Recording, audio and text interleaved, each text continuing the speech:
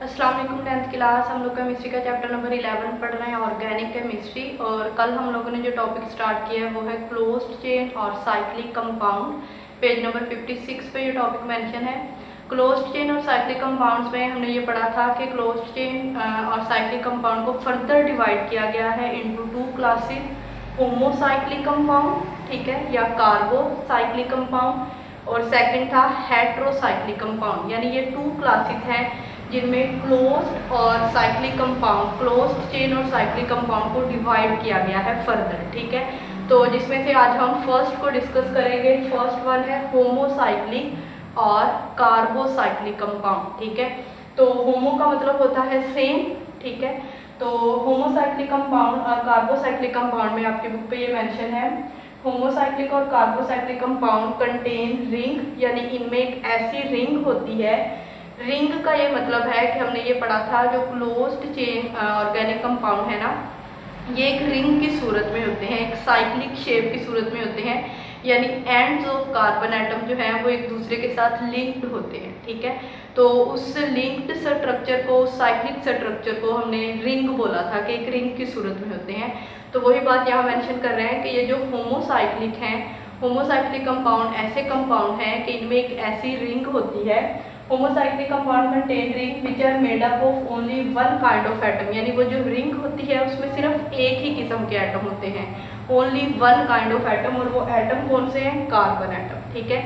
यानी जब कंपाउंड्स में या कंपाउंड्स के मॉलिक्यूल में ऐसी रिंग हो, ठीक है, कि उस रिंग में सिर्फ एक ही किस्म का एटम हो, एक ही किस्म के एटम हो, यानी अगर वो तमाम एटम कार्बन एटम है तो कार्बन एटम ही हो, कोई और डिफरेंट एटम उसमें ऐड ना हो उस रिंग में, ठीक है, सारे के सारे एटम कार्बन एटम ही हो, तो उन कंपाउंड्स को, उन क्लोज्ड चेन कंपाउंड्स को बोलते हैं ये होमोसाइक्लिक हैं।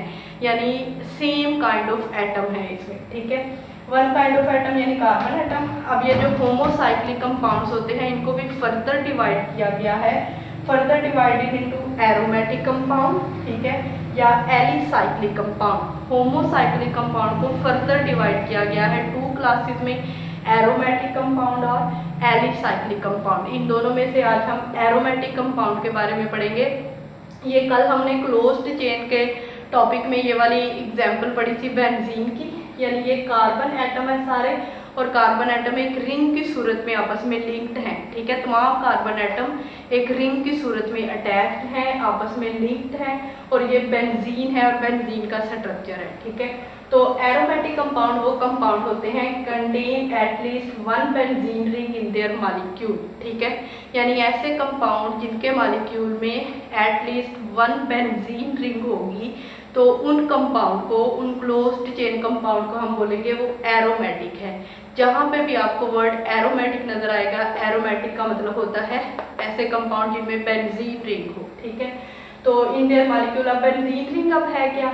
अब benzene ring is made up of 6 carbon. इस बेंजीन रिंग में टोटल 6 कार्बन है। ये जो आपको एंड से नजर आ रहे हैं ये सारे कार्बन एटम हैं, ठीक है। एक बेंजीन रिंग में टोटल 6 कार्बन एटम होते हैं with 3 alternate double bond. Alternate का मतलब होता है एक के बाद एक, ठीक है, एक के बाद एक इसमें डबल बॉन्ड है।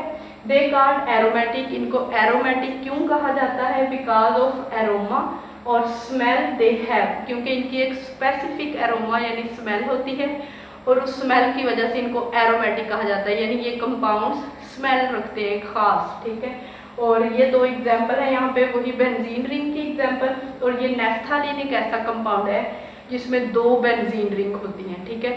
तो इस तरह के कंपाउंड्स को हम बोलते हैं ये एरोमेटिक है। जहाँ पे भी आपको बेंजीन रिंग नजर आएगी तो वो वाले कंपाउंड एरोमेटिक कहलाएंगे, ठीक है।